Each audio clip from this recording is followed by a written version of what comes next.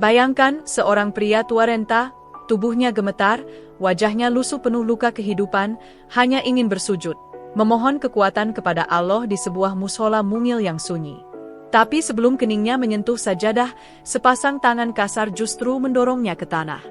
"Jangan najisi rumah Allah," teriak seorang pria berpeci putih dengan suara membelah langit. Lalu, sebuah tendangan keras menghantam kaki tua itu. Mbah Rokan terhuyung, tak melawan, hanya menatap kosong. Di balik jendela, orang-orang pasar terpaku. Mereka tak bersuara, hanya suara sendal robek yang terseret menjauh. Tapi, apakah benar yang najis adalah si pengemis? Atau hati seseorang yang mengaku telah berhaji? Namun sebelumnya, bagi yang beragama Islam, mari tinggalkan sholawat di komentar, agar sholawat ini menjadi saksi kita di akhirat kelak. Jangan lupa juga like dan share cerita ini ke teman ataupun keluarga terdekat kita, untuk membantu menyebarkan dakwah Islam dalam bentuk cerita. Semoga Anda mendapatkan pahala yang setimpal karena sudah subscribe, like, komen dan membagikan cerita ini. Sekarang mari kita lanjut ke ceritanya. Pasar pagi itu seperti biasanya, penuh riuh para pedagang dan pembeli yang tawar-menawar di antara lapak-lapak berjejal. Di sudut barat pasar, berdiri sebuah mushola kecil. Dindingnya putih, pintunya dari kayu jati yang setiap hari disemir hingga mengkilap.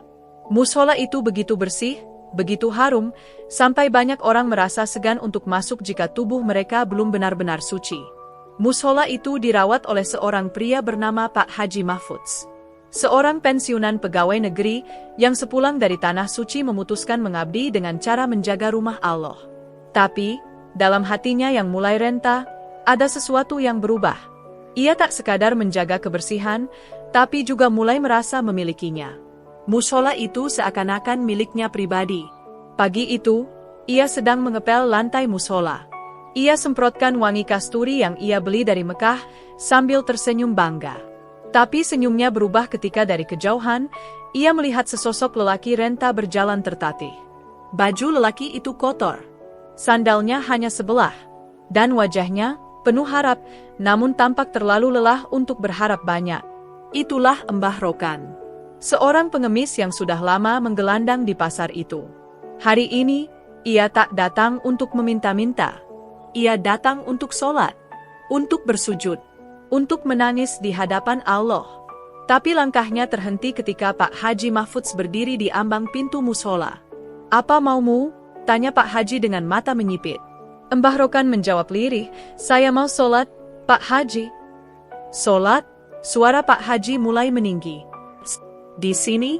Dengan tubuh kotor seperti itu?" Mbah Rokan menunduk. "Saya sudah wudhu di sumur belakang, Pak Haji. Hanya mau sebentar saja."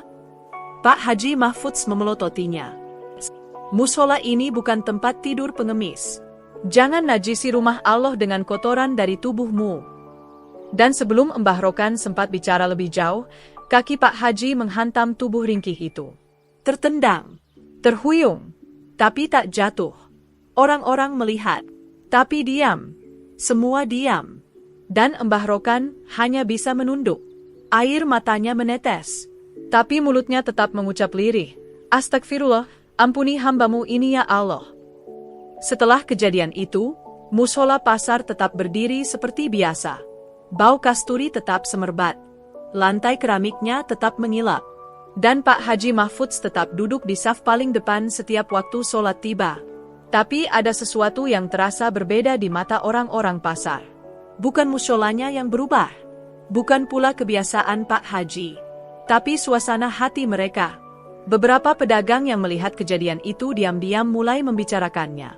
Di antara obrolan sayur dan timbangan, suara-suara sumbang mulai terdengar. "Apa enggak terlalu kasar tadi pagi?" bisik Bu Salamah, penjual bawang. "Namanya juga Pak Haji, mungkin dia cuma jaga kebersihan tempat suci," jawab Pak Udin dengan canggung. Namun diam-diam, wajah-wajah mereka masih menyimpan bayangan Mbah Rokan yang tertendang. Bukan karena suaranya, tapi karena diamnya. Diam yang dalam. Diam yang penuh luka. Sementara itu, Pak Haji Mahfudz justru merasa menang. Ia merasa telah menegakkan kehormatan mushola. Ia merasa telah membela kesucian rumah Allah dari orang-orang yang dianggap tak layak. Di dalam hatinya tumbuh rasa bangga. Ia bahkan sempat berkata pada seorang jamaah, kalau dibiarkan, nanti musola ini jadi sarang pengemis.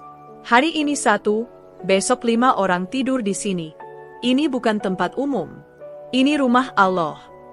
Namun malam itu, ketika semua orang sudah pulang, dan pasar mulai sunyi, Pak Haji Mahfud sendirian di musola. Ia menyapu lantai untuk terakhir kalinya sebelum tidur. Tapi saat hendak mematikan lampu, tiba-tiba ia melihat sesuatu. Di saf belakang, sajadah lusuh terhampar. Bukan miliknya. Bukan milik jamaah tetap. Pak Haji mendekat. Sajadah itu basah di ujungnya. Seperti bekas air mata. Ia tengok ke kiri dan kanan. Tak ada siapa-siapa. Tapi hatinya terasa berat. Ada rasa aneh merayap di tengkuknya. Jantungnya berdegup lebih cepat. Ia buka pintu musola. Ia tengok keluar. Gelap. Dan saat ia menoleh kembali ke dalam, sajadah itu sudah tidak ada. Pak Haji Mahfud tercekat. Ia mencoba menenangkan diri. Mungkin aku capek, mungkin aku hanya lelah, bisiknya sambil beristighfar. Ia pulang ke rumah malam itu tanpa bicara pada siapa-siapa. Tapi sejak kejadian itu, setiap malam, Pak Haji merasa seperti ada yang memperhatikannya saat ia sendirian di musola. Entah dari sudut ruangan, entah dari bayangan. Dan yang paling mengganggunya, aroma musola kini tak lagi wangi kasturi. Tapi kadang tercium bau tanah basah. Seperti kuburan. Malam semakin larut, dan suara jangkrik di luar rumah Pak Haji Mahfud seperti berdengung masuk ke telinganya. Ia sudah mencoba memejamkan mata, tapi tetap saja tidurnya tak lelap. Entah mengapa, malam itu seperti tak sudi memberi kedamaian. Dan benar saja. Sekitar pukul 2 dini hari, Pak Haji mengigau. Tubuhnya berkeringat. Kedua tangannya mencengkram kain sarung. Nafasnya memburu, seperti sedang dikejar sesuatu. Di dalam tidurnya, ia bermimpi. Dalam mimpi itu, ia kembali berdiri di depan musola pasar. Tapi kali ini, langit di atasnya hitam pekat. Tidak ada cahaya bulan. Tidak ada suara. Bahkan angin pun tak berhembus. Tiba-tiba, di tengah kegelapan, muncul sesosok lelaki tua. Tubuhnya membungkuk, matanya kosong, dan wajahnya penuh luka. Itu Mbah Rokan. Namun kali ini, ia berjalan tanpa suara. Setiap langkahnya menggetarkan tanah. Ia membawa sajadah robek yang berlumuran darah. Pak Haji mencoba mundur, tapi kakinya seperti tertancap. Ia ingin lari, tapi tubuhnya kaku. Ia hanya bisa menatap ketika Mbah Rokan berdiri tepat di hadapannya, dan berkata dengan suara yang tidak seperti manusia. Apa rumah Allah hanya untuk yang bersih di luar, tapi kotor di dalam? Lalu, dalam sekejap, tanah di sekeliling mereka terbuka. Dari dalamnya muncul tangan-tangan hitam penuh luka, menarik Pak Haji ke dalam kubangan yang berbau busuk. Ia menjerit, beristighfar, tapi tidak ada suara yang keluar dari mulutnya. Dan sebelum tenggelam sepenuhnya, ia melihat wajah Mbah Rokan semakin dekat, tersenyum, lalu menghilang. Pak Haji Mahfud terbangun dengan teriakan. Keringat membasahi tubuhnya. Napasnya masih tersengal. Ia bangkit dari kasurnya dan langsung mengambil air wudhu, lalu sholat tahajud. Tangannya gemetar ketika mengangkat takbir. Allahu Akbar. Tapi kalimat itu terasa berat. Seakan-akan ada yang menahannya. Ia berusaha khusyuk, tapi bayangan wajah Mbah Rokan terus mengganggunya. Sujudnya malam itu tidak menenangkan. Malah semakin membuat batinnya gelisah. Dan saat ia mengangkat kepala dari sujud terakhir, ia mendengar suara langkah kaki dari luar rumahnya. Seperti kaki tanpa tenaga. Langkah yang pernah ia dengar. Langkah Mbah Rokan. Pagi menjelang. Fajar belum benar-benar terang ketika Pak Haji Mahfud bergegas menuju musola. Ia tak tidur semalaman. Wajahnya pucat, matanya cekung. Tapi langkahnya tergesa, seperti sedang dikejar waktu, atau mungkin sedang lari dari rasa bersalah yang makin menyesakkan dada. Sesampainya di musola, ia mendapati pintu sudah terbuka sedikit. Padahal ia merasa semalam telah menguncinya rapat-rapat. Tangannya gemetar saat mendorong daun pintu. Dan saat itu pula bau menyengat langsung menyeruak dari dalam. Bau tanah basah. Tapi bukan seperti bau kebun setelah hujan. Bukan pula seperti aroma lumpur sawah. Ini bau yang dalam, lembab, dan mengganggu. Seperti bau liang lahat yang baru digali. Pak Haji menutup hidungnya sambil melangkah masuk. Ia melihat sekeliling. Mimbar masih di tempatnya. Sajadah masih terlipat rapi. Tapi di saf paling belakang, lantainya basah. Ia mendekat perlahan. Basah itu bukan air biasa. Warnanya keruh, keabu-abuan. Di tengahnya, ada bekas jejak kaki yang kecil, kurus, tak beralas, seperti telapak kaki orang tua renta. Pak Haji mengusap peluh di keningnya. Langkahnya mundur perlahan. Tapi tak sempat ia menjauh dari tempat itu, tiba-tiba terdengar suara dari arah luar. "Assalamualaikum." Pak Haji kaget. Ia tengok keluar. Muncul sosok yang membuat jantungnya berhenti berdetak sejenak. Seorang pemuda berpakaian sederhana berdiri dengan senyum ramah. Di sampingnya berdiri seorang ibu parubaya yang mengenakan kerudung lusuh.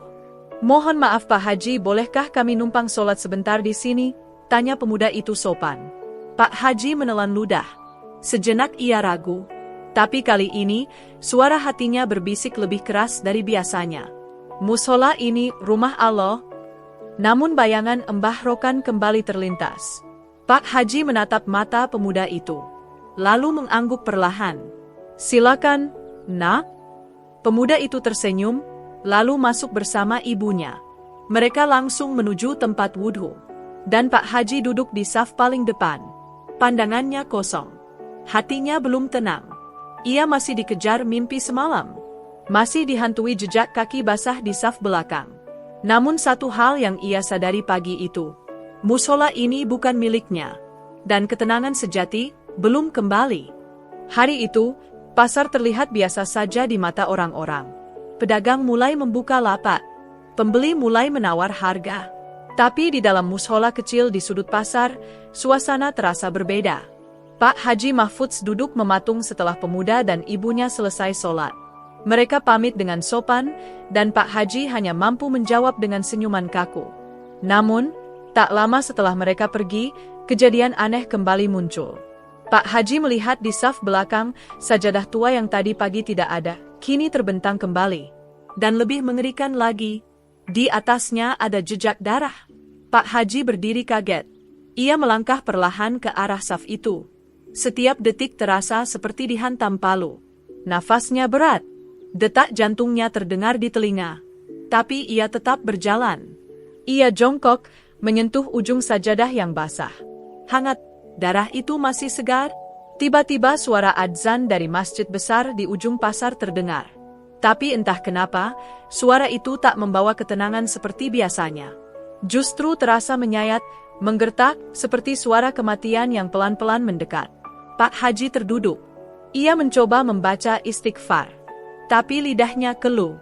Dan saat ia menunduk dalam diam, dari balik dinding mushola, ia mendengar suara orang menangis. Pelan, parau, tertahan.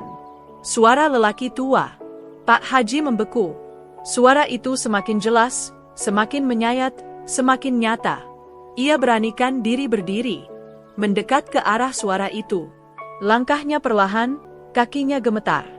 Ia buka pintu kecil di samping tempat wudhu. Kosong. Tapi tangis itu masih terdengar, seakan menggema dari dalam dirinya sendiri. Pak Haji kembali ke dalam mushola. Ia bersimpuh di atas sajadahnya. Tangannya menggenggam tasbih erat-erat. Matanya mulai basah. Ia ingat sesuatu yang ingin ia lupakan. Hari itu, bukan kali pertama ia usir pengemis dari mushola. Sudah 3 kali sebelumnya. Tapi Mbah Rokanlah yang terakhir. Dan satu-satunya yang ditendang Pak Haji karena marah. Dan sejak itu, hidupnya tak pernah tenang. Hari-hari berikutnya berjalan seperti biasa, hanya di mata orang lain. Tapi tidak bagi Pak Haji Mahfudz. Sejak mimpi buruk itu, sejak kejadian jejak darah dan suara tangis, mushola itu tak lagi menjadi tempatnya merasa tenang. Setiap kali ia melangkah masuk, selalu ada hawa dingin menusuk kulitnya. Seperti ada yang tidak suka ia datang. Namun ia tetap bertahan. Ia berusaha menenangkan hati, berdoa lebih khusyuk, membaca lebih banyak zikir. Ia mulai menyedekahkan makanan ke tukang becak. Ia bahkan membuka mushola lebih awal setiap pagi dan menutupnya lebih larut malam. Tapi tetap saja, setiap waktu sholat tiba, saf paling belakang tak pernah kosong. Pak Haji beberapa kali mendapati sajadah tua yang sama terbentang di saf itu. Padahal ia sudah membuang sajadah itu ke tempat sampah di belakang pasar. Tapi setiap ia masuk mushola, sajadah itu kembali. Kadang basah, kadang kering, kadang seperti baru dipakai. Dan malam itu, malam Jumat, saat mushola sepi, Pak Haji memutuskan untuk menyelesaikan masalah ini. Ia sengaja datang larut saat semua pedagang sudah pulang. Ia bawa lampu tambahan dan duduk di saf depan. Sendirian, dengan hati yang berdebar-debar. Jam menunjukkan pukul 11 malam. Udara dingin menusuk. Lalu terdengar suara pintu mushola berderit terbuka sendiri. Pak Haji menoleh. Tidak ada siapa-siapa. Namun, terdengar langkah kaki masuk perlahan. Langkah tanpa suara sepatu. Langkah kaki tanpa alas. Saf belakang berderit. Seperti sedang diduduki seseorang. Pak Haji menoleh. Dan ia melihatnya. Sosok itu duduk di saf belakang. Tubuhnya bungkuk. Wajahnya redup. Tangannya bersedekap seperti sedang dalam posisi duduk sholat. Dan yang paling mengejutkan, ia memakai peci robek dan pakaian compang-camping, persis seperti terakhir kali Mbah Rokan datang ke mushola. Pak Haji berdiri. Mulutnya gemetar membaca istighfar. Tapi sosok itu tidak bergerak. Hanya duduk, diam, menghadap kiblat. Pak Haji ingin keluar, tapi kakinya seperti terikat oleh ketakutannya sendiri. Dan saat itu, sosok di saf belakang menoleh pelan. Matanya kosong. Wajahnya tak utuh. Seperti membusuk. Tapi ada senyuman tipis di bibirnya. Apa rumah Allah masih tertutup untukku? Suara itu muncul di kepala Pak Haji. Tidak dari mulut sosok itu. Tapi dari dalam pikirannya sendiri. Pak Haji jatuh terduduk. Menangis. Dan untuk pertama kalinya, ia benar-benar meminta ampun kepada Allah, dengan hati yang hancur, dengan tubuh yang menggigil, dengan jiwa yang benar-benar menyesal. Tapi penyesalan itu baru saja dimulai. Malam makin dalam. Angin menderu di celah-celah kayu mushola yang sudah lapuk dimakan usia. Pak Haji Mahfudz masih duduk terpekur di saf pertama, sementara sosok yang menyerupai Mbah Rokan perlahan berdiri dari saf belakang. Tanpa suara, tanpa gerak yang kasar. Namun setiap langkahnya membuat lantai mushola berderak panjang seolah menjerit. Pak Haji tidak sanggup bergerak. Ia menunduk. Matanya menatap lantai. Mulutnya bergetar. Tangannya gemetar menggenggam tasbih yang putus sejak ia jatuh tadi. Butir-butir kayu kecil itu berserakan, seperti doa-doa yang gagal sampai ke langit. Langkah itu berhenti tepat di belakangnya. Diam. Sunyi. Namun dalam sunyi itu, Pak Haji mendengar suara. Allah melihat semua meski manusia bersembunyi di balik peci dan jubahnya. Pak Haji menahan tangis. Dadanya sesak. Udara seolah lenyap dari ruangan itu. Lalu, tiba-tiba terdengar suara azan subuh dari masjid besar pasar. Suara itu menusuk ke dalam seperti panah cahaya. Dan sosok itu lenyap. Begitu saja. Tak meninggalkan bekas. Tak meninggalkan bau. Hanya menyisakan satu sajadah lusuh di saf belakang dan sebutir air mata yang jatuh di tempat Pak Haji bersujud. Pagi itu, para pedagang mendapati mushola sudah terbuka lebih awal dari biasanya. Dan untuk pertama kalinya, Pak Haji Mahfudz menyambut mereka di pintu. Wajahnya tenang, matanya sembab. Tapi ada sesuatu yang berbeda dari tatapannya. Ia menyapa satu persatu dengan senyum tulus. Ia menyambut pengemis dan mengundangnya masuk ke dalam mushola. Ia duduk menemani tukang becak yang hendak sholat duha. Ia membersihkan tempat wudhu dengan tangannya sendiri. Hari-hari itu berubah. Bukan karena mushola jadi lebih besar, tapi karena hati pengurusnya telah menyempitkan tempat untuk kesombongan dan meluaskan ruang bagi taubat. Namun, seminggu kemudian, Pak Haji tidak terlihat di mushola. Orang-orang mencarinya. Beberapa datang ke rumahnya. Tak ada jawaban. Rumah itu terkunci dari dalam. Akhirnya pintu didobrak. Dan di sanalah mereka menemukannya. Pak Haji Mahfudz, dalam posisi sujud wafat di atas sajadah, dalam kamar kecil yang penuh bau tanah basah, dengan butir tasbih berserakan di sekeliling tubuhnya. Dan di sampingnya, selembar kertas berisi tulisan tangan terakhir. Maafkan aku, Mbah Rokan. Rumah Allah kini tak lagi tertutup untuk siapapun. Aku terlambat. Tapi semoga Allah tidak terlambat memaafkanku. 3 hari setelah wafatnya Pak Haji Mahfudz, musola kecil di sudut pasar kembali sepi. Tidak ada yang membuka pintu. Tidak ada yang menyapu lantai. Bahkan sajadah-sajadah masih tergeletak di tempat terakhir jamaah menggunakannya. Warga pasar mulai merasakan kehilangan. Tapi bukan hanya karena sosok Pak Haji yang hilang. Mereka mulai melihat hal-hal aneh terjadi. Satu malam, seorang pemuda tukang parkir yang tidur di dekat lapak dagangan terbangun karena mendengar suara azan dari arah musola. Tapi ketika ia menghampiri, musola itu kosong, gelap, dan terkunci. Esoknya, seorang pedagang sayur mengaku melihat sosok lelaki tua bersorban putih duduk mengaji di dalam musola saat matahari belum terbit. Tapi saat ia mendekat, sosok itu lenyap ditelan bayang pagi. Warga mulai khawatir. Akhirnya, Ketua RT memanggil Ustadz Hairul, seorang ustadz muda dari desa sebelah, yang dikenal memiliki keilmuan dalam hal-hal gaib namun tetap lurus akidahnya. Ustadz Hairul datang menjelang malam, bersama 3 santri dan 1 orang tua alim dari pondok. Setelah melakukan pembacaan ayat-ayat ruqyah dan membersihkan musola, mereka menemukan sebuah kantong plastik di bawah mimbar imam. Kantong itu berisi peci robek, tasbih tua, dan sehelai baju lusuh dengan bercak darah kering. Di dalam kantong itu, ada pula secarik kain kafan yang diikat dan di dalamnya tergulung sebuah surat. Surat tulisan tangan itu bukan milik Pak Haji Mahfudz. Tulisannya tak rapi, seperti ditulis dengan tangan gemetar. Isinya membuat semua yang membacanya terdiam dan merinding. Jika aku mati karena ditendang keluar dari rumah Allah, maka biarlah ruhku tetap menginap di ambang pintunya, sampai ia kembali dibuka oleh hati yang ikhlas. Aku bukan mencari surga. Aku hanya ingin sujud terakhirku tak dirampas oleh manusia. Ustadz Hairul menghela nafas panjang. Ia menatap para warga yang berkumpul malam itu di dalam musola. Ini bukan sekadar penyesalan seorang pengurus. Ini luka yang diwariskan ke tempat ini. Musola ini butuh dimurnikan bukan dari jin atau setan, tapi dari aroma kesombongan manusia yang sempat menodainya, ucapnya berat. Namun belum selesai Ustadz Hairul menutup majelis, salah seorang santri berdiri gemetar. Ia menunjuk keluar jendela musola ke arah lapak-lapak gelap yang sunyi. Di sana, di bawah cahaya lampu pasar yang temaram, terlihat seorang lelaki tua berpakaian compang-camping, duduk di atas sajadah lusuh, menghadap musola, dengan tangan menengadah. Ia tidak bergerak. Ia hanya diam. Seolah menunggu pintu rumah Allah dibuka kembali untuknya. Subuh berikutnya, sebelum ayam berkokok dan sebelum para pedagang membuka terpal lapaknya, Ustadz Hairul dan 2 santrinya kembali datang ke musola. Kali ini mereka membawa satu tujuan, mencari asal-muasal surat wasiat yang ditemukan di kantong plastik. Surat itu menjadi pertanyaan besar, siapa penulisnya, dan apakah benar itu suara dari arwah Mbah Rokan? Seorang lelaki tua yang dikenal sebagai Pak Darto, penjaga pasar sejak zaman Orde Baru, diminta hadir untuk memberi petunjuk.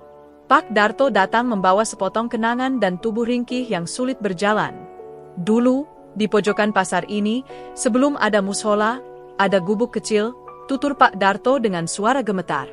Gubuk itu dihuni lelaki tua yang tak pernah banyak bicara. Orang-orang menyebutnya Mbah. Dia tak punya nama, tak punya keluarga. Tapi setiap subuh, dialah yang paling dulu sujud di lapak kosong yang kini jadi musola. Ustadz Hairul menatap serius. Apa benar, orang itu tak pernah bicara? Tak pernah minta apapun? Pak Darto mengangguk. Tapi suatu hari musola dibangun. Pak Haji Mahfudz mulai mengurusnya. Mbah itu datang, ingin ikut sholat, tapi ditolak. Dibilang najis, kumuh, bisa bikin jamaah risih. Sejak hari itu Mbah tak pernah terlihat lagi. Ustadz Hairul mencatat setiap kata. Lalu kemana beliau? Tanya seorang santri. Pak Darto menunjuk ke sisi belakang pasar, di balik tumpukan kayu dan seng tua. Di situ, di bawah reruntuhan, ada makam tua. Dulu tempat itu dijadikan tempat buang sampah, tapi aku ingat, ada nisan tua tak bertuliskan nama. Hanya ada satu kalimat, ditulis pakai arang sebelum pudar kena hujan. Mereka semua mendekati lokasi yang dimaksud. Saat puing-puing disingkirkan, Bau tanah yang bercampur anyir menusuk hidung. Di bawah lapisan kayu lapuk dan seng karatan, mereka menemukan gundukan tanah kecil dan papan kayu setengah patah yang bertuliskan samar. Aku hanya ingin satu sujud terakhir. Tubuh Ustadz Hairul bergetar. Ia bersimpuh. Santri-santri ikut sujud di sekitar gundukan itu. Inilah akar dari segala ketakutan yang muncul di musola itu, gumam Ustadz Hairul lirih. Arwah orang terzalimi, yang diusir dari rumah Allah, tidak akan diam sampai hak sujudnya dikembalikan. Namun ketika mereka kembali ke musola sore harinya untuk membersihkannya dan menyiapkan pembacaan Yasin bagi Pak Haji Mahfudz, pintu musola sudah terbuka sendiri. Lantai sudah bersih. Sajadah-sajadah sudah tergelar rapi. Air wudhu mengalir deras. Dan di saf paling belakang, seseorang terlihat sedang sujud. Mereka mendekat pelan. Tapi sebelum sampai ke dalam, sosok itu hilang. Hilang begitu saja, seolah ditelan udara. Yang tertinggal hanya tasbih usang dengan benang-benangnya terputus dan selembar kertas putih kosong, kecuali satu kalimat yang ditulis dengan tinta merah. Satu sujudku telah diterima. Tapi belum semua yang menendangku meminta ampun. Malam itu, suasana di pasar berubah drastis. Angin dingin berhembus tidak wajar, membawa bisikan-bisikan samar dari sudut-sudut gelap. Warga yang lewat merasa bulu kuduknya berdiri, dan beberapa dari mereka bahkan berlari tergesa-gesa melewati musola yang kini berbalut aura aneh. Beberapa hari sebelumnya, saat Pak Haji Mahfudz masih hidup, ia pernah berdebat sengit dengan beberapa pedagang dan pengurus pasar tentang pengemis yang ia usir secara kasar. Suara keras dan caci maki terdengar keras, hingga membuat suasana pasar memanas. Kini, bayangan kata-kata itu seakan menjadi nyata. Pak Ali, pedagang sayur yang dulunya paling vokal mengkritik Pak Haji tentang masalah pengemis, tiba-tiba jatuh sakit dengan demam tinggi yang tak kunjung reda. Badannya lemah, kulitnya menghitam seperti terbakar, padahal tak pernah keluar rumah. Pak Rahman, tukang becak yang dulu ikut menendang pengemis itu, juga mengalami hal aneh. Setiap kali ia hendak bekerja, becaknya selalu bocor ban, remnya rusak, atau rantai putus. Saking frustasinya, ia sampai mengurung diri di rumah selama beberapa hari. Semua orang mulai berbicara pelan-pelan di balik pintu. Ini azab, ini peringatan, jangan main-main dengan rumah Allah dan orang-orang yang dizalimi, bisik seorang ibu pedagang sambil menutup mulutnya. Ustadz Hairul semakin yakin bahwa sesuatu yang gaib sedang bekerja. Ia mengajak warga untuk memperbanyak istighfar dan sholawat di musola, serta mengadakan doa bersama setiap malam. Namun ada satu hal yang membuatnya ngeri. Surat kosong yang ditemukan malam sebelumnya, dengan tinta merah bertuliskan, "Belum semua yang menendangku meminta ampun," seolah menjadi tanda bahwa azab belum selesai. Suatu malam, ketika Ustadz Hairul tengah berdoa sendirian di musola, ia merasakan ada sesuatu yang memegang pundaknya. Ia menoleh, tapi tidak ada siapa-siapa, hanya suara berat dan parau yang menggema di telinganya. "Engkau Ustadz Hairul, pewaris ilmu, jangan biarkan mereka terus berdosa tanpa sadar," suara itu berbisik. Dengan nafas tertahan, Ustadz Hairul menatap ke sekeliling. Bayangan hitam melintas cepat, menimbulkan hawa dingin yang menusuk hingga ke tulang. Sadar bahwa waktu semakin sempit, Ustadz Hairul mengumpulkan para tokoh masyarakat, termasuk pedagang-pedagang yang pernah ikut mengusir pengemis itu. Ia bersikeras mereka harus meminta maaf secara terbuka, mengakui kesalahan, dan membersihkan hati mereka agar azab ini bisa dihapus. Namun tidak semua setuju. Beberapa pedagang malah membantah dan menganggap Ustadz Hairul sedang menyebar cerita bohong untuk menakut-nakuti. Ketegangan semakin memuncak. Tapi ada satu hal yang pasti. Musola itu, rumah Allah, sudah berubah menjadi medan pertempuran antara hati yang tulus dan kesombongan yang membara. Hari-hari berlalu dengan suasana yang semakin tegang. Pasar yang biasanya ramai dan ceria berubah menjadi tempat penuh bisik-bisik takut dan tatapan curiga. Setiap langkah kaki terasa berat, seolah ada beban tak terlihat yang mengikuti setiap orang. Di tengah suasana yang muram itu, Ustadz Hairul memutuskan mengadakan pertemuan terbuka di musola pada malam Jumat. Ia mengundang semua pedagang, tokoh masyarakat, dan warga yang pernah terlibat dalam pengusiran pengemis itu. Dengan suara yang tegas namun lembut, Ustadz Hairul mulai berbicara. "Saudaraku, kita semua pernah melakukan kesalahan. Mengusir dan menendang saudara kita yang lemah, apalagi di rumah Allah, adalah dosa besar. Tidak ada kata terlambat untuk bertaubat dan memperbaiki diri.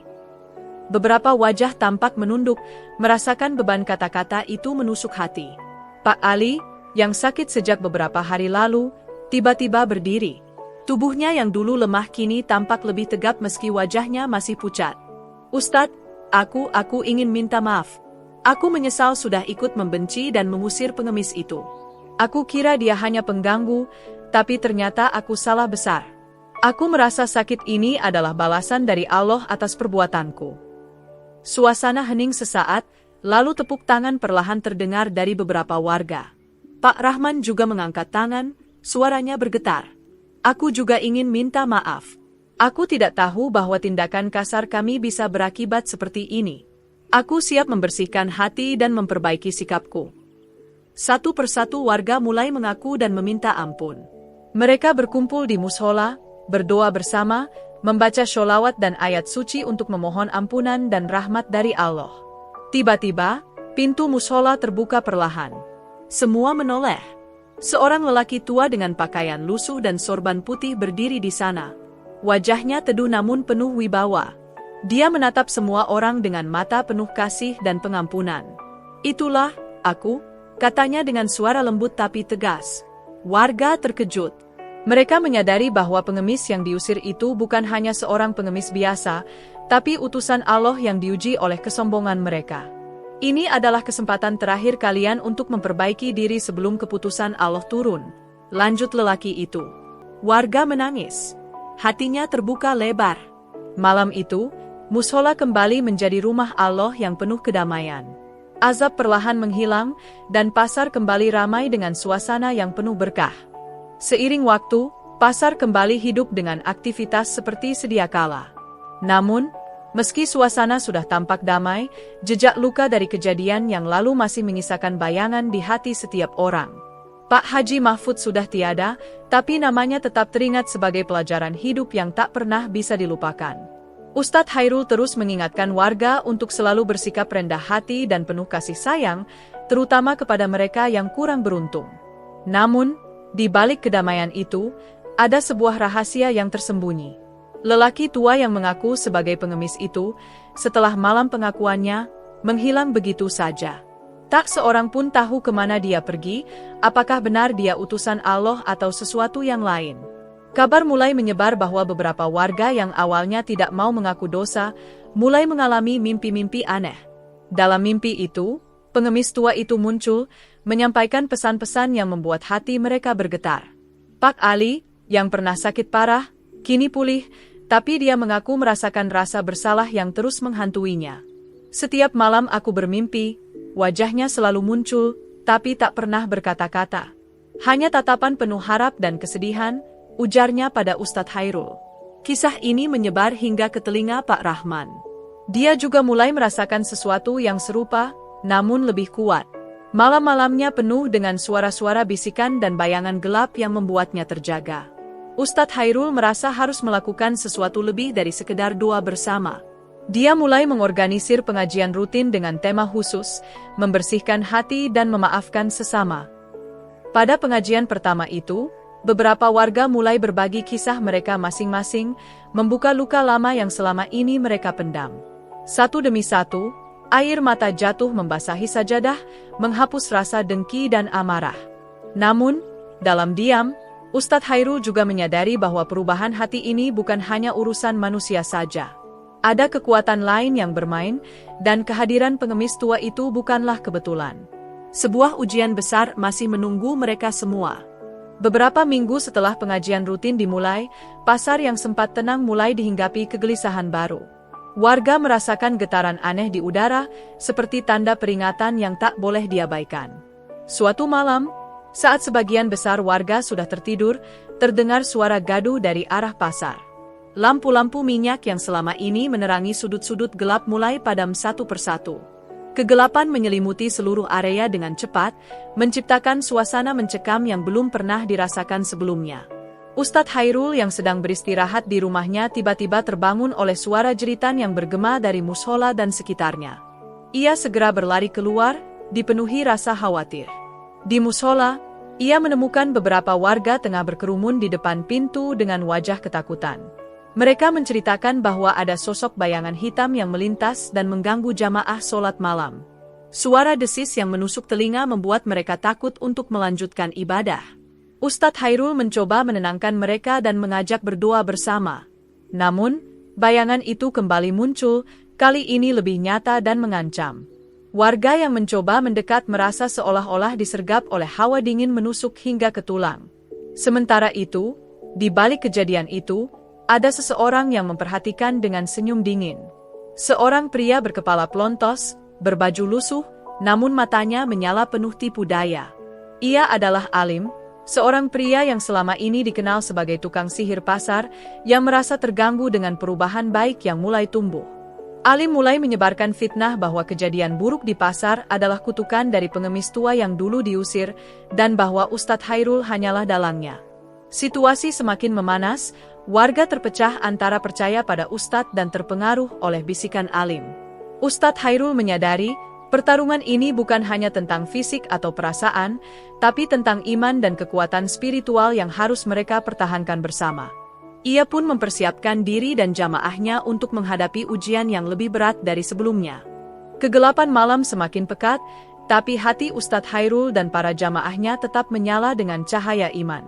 Mereka berkumpul di musola, saling menguatkan dan memanjatkan doa agar terhindar dari gangguan gaib yang mulai meresahkan.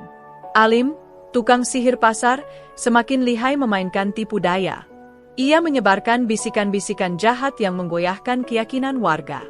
Suara-suara halus di malam hari, bayangan-bayangan yang melintas, bahkan mimpi buruk mulai menghantui mereka yang mulai ragu. Namun Ustadz Hairul tidak menyerah. Dengan penuh keteguhan, ia memimpin sholawat dan ayat-ayat suci yang menggema di dalam musola. Suaranya menjadi benteng yang menolak gelombang kegelapan itu. Di luar, Alim berusaha memasuki musola, namun setiap kali ia mencoba, hawa dingin dan cahaya terang dari doa-doa itu memaksanya mundur. Pertempuran antara cahaya dan kegelapan berlangsung tanpa terlihat oleh mata manusia, tapi terasa sampai ke relung jiwa. Beberapa warga mulai mengalami perubahan besar. Mereka yang awalnya takut, kini mulai menunjukkan keberanian. Mereka mulai membersihkan hati, saling memaafkan, dan memperbanyak amal. Alim yang merasa kekuasaannya terancam, mulai merencanakan sesuatu yang lebih berbahaya. Ia bertekad menggunakan ilmu hitamnya untuk menciptakan kekacauan besar, memecah belah warga dan menghancurkan musola yang menjadi pusat kekuatan iman mereka. Namun, Ustadz Hairul sudah membaca rencana itu. Ia mempersiapkan pengajian dan amalan khusus agar kekuatan Alim bisa dilawan dengan pertolongan Allah. Malam itu akan menjadi malam paling menentukan bagi seluruh warga pasar dan musola yang telah menjadi saksi perjalanan iman mereka. Malam itu, udara terasa tegang dan berat, seolah seluruh alam menahan napas menanti peristiwa besar. Musola dipenuhi oleh para jamaah yang berkumpul, mengangkat tangan dan hati untuk memohon pertolongan Allah. Ustadz Hairul memimpin dengan suara penuh keyakinan, membacakan doa dan sholawat yang menggema dalam kegelapan. Setiap kalimat yang diucapkan menjadi benteng tak terlihat yang menghalau bayangan hitam yang mengintai. Di luar musola, Alim bersiap melancarkan sihir terkuatnya. Angin berhembus kencang, api kecil berkobar liar, dan bayangan gelap membentuk sosok menakutkan yang mencoba menembus pertahanan spiritual jamaah. Namun, cahaya dari doa dan iman mereka jauh lebih kuat. Perlahan, bayangan itu mulai memudar, suara-suara jahat berganti dengan nyanyian alam yang damai. Tiba-tiba, sosok pengemis tua yang dulu diusir muncul kembali di depan pintu musola. Wajahnya teduh, mata penuh kasih dan pengampunan. Ia mengangkat tangan dan mengucapkan doa pelindung yang membuat seluruh jamaah merasakan kedamaian luar biasa. Alim, yang menyaksikan kejadian itu, terpaksa mundur. Tubuhnya melemah, dan ia sadar bahwa kegelapan tidak akan pernah menang atas cahaya iman dan kasih sayang. Keesokan harinya, suasana pasar kembali cerah dan hangat. Warga saling tersenyum dan membantu satu sama lain, hati mereka bersih dari rasa dengki dan dendam. Pak Haji Mahfudz dikenang sebagai sosok yang mengajarkan arti kesabaran dan kebaikan. Ustadz Hairul terus membimbing, memastikan bahwa pelajaran berharga itu tidak akan terlupakan. Pengemis tua itu, yang merupakan ujian bagi mereka semua, menghilang lagi, meninggalkan pesan bahwa setiap manusia harus selalu menjaga hati dan iman, karena hanya dengan itu kita bisa melawan segala kegelapan. Cerita ini mengajarkan kita betapa pentingnya sikap rendah hati, kasih sayang, dan memaafkan sesama, terutama terhadap orang yang kurang beruntung. Kesombongan dan sikap arogan hanya akan membawa kehancuran dan azab, sedangkan kekuatan iman dan doa mampu mengalahkan kegelapan yang paling pekat sekalipun. Sebagaimana firman Allah dalam Al-Quran. Sesungguhnya Allah tidak mengubah keadaan suatu kaum sebelum mereka mengubah keadaan diri mereka sendiri. Cerita ini adalah fiktif yang dibuat dengan cara seperti nyata untuk diambil hikmahnya dalam kehidupan sehari-hari. Semoga kita semua bisa belajar untuk selalu menjaga hati, bersikap rendah hati, dan memperkuat iman dalam setiap ujian yang kita hadapi. Terima kasih sudah membaca dan menyimak cerita ini.